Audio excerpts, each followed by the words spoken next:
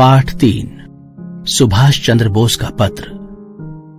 Cambridge, बुधवार 21 जनवरी 1914। प्रिय हेमंत, तुम्हारी परीक्षा के परिणामों का ब्यौरा पाकर मुझे प्रसन्नता हुई। मुझे इस बात से और भी खुशी हुई कि तुम्हें विश्वविद्यालय में विभिन्न दायित्व सौंपे गए हैं।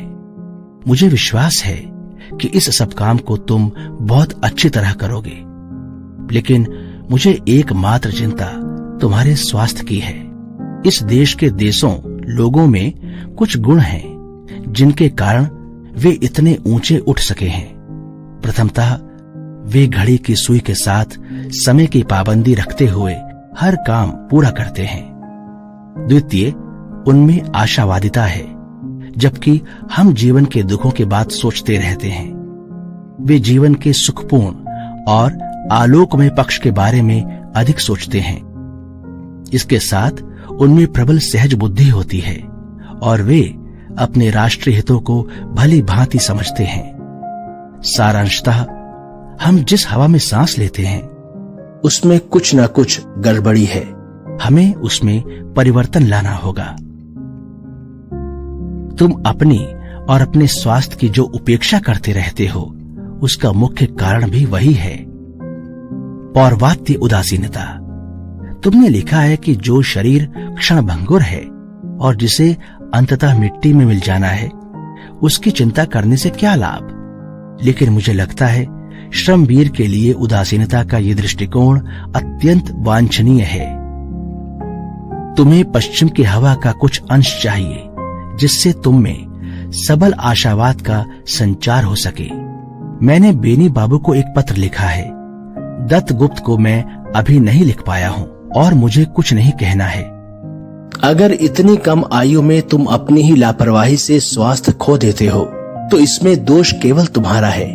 बहुत सी बातें मनुष्य के वश के बाहर हैं, लेकिन इसके बावजूद अपने स्वास्थ्य के प्रति उपेक्षा एक अपराध है, न केवल अपने प्रति बल्कि औरों के तथा अपने देश के प्रति भी। अगर हमारे देश के युवा जन आरंभिक अवस्था में ही अपना स्वास्थ्य गंवा देंगे, तो कहना पड़ेगा कि उनके आदर्श में कहीं कुछ भूल या छोटापन है।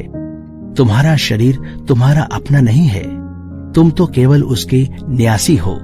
इसलिए मैं ये सब इतनी निर्ममता से लिख रहा हूँ। मुझे आशा है कि तुम न्यासी के रूप में अपने कर्तव्य के प्रति उपेक्षा नहीं दिखाओगे।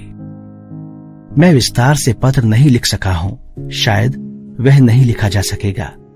मेरा यह सोचना गलत था कि इंग्लैंड पहुंचने के बाद मेरे पास विस्तृत पत्र लिखने का समय निकल आएगा। फिलहाल तो समय निकालना बहुत ही कठिन है। मुझे अभी भी पता नहीं है कि मैं अपने आदर्श से दूर हट गया हूँ। मैं अपने आप को धोखे में नहीं रखना चाहता और ये नहीं कहना चाहता कि सिविल सर्विस के लिए पढ़ाई करना कोई अच्छी बात है। मैंने हमेशा इससे घृणा की है, शायद अब भी करता हूँ, तथा मैं नहीं जानता कि वर्तमान स्थितियों में सिविल सर्विस की तैयारी करना मेरी कमजोरी की निशानी है या अच्छे भविष्य की सूचक। मेरी एकमात्र प्रार्थना यही है कि मेरे शुभाकांक्षी मेरे बारे में जल्दबाजी में कोई राय न बनाएं। अनेक घटनाओं के अर्थ का आकलन अंत तक नहीं हो पाता। क्या मेरे मामले में भी यही सच नहीं हो सकता? तुम्हारा सुभाष।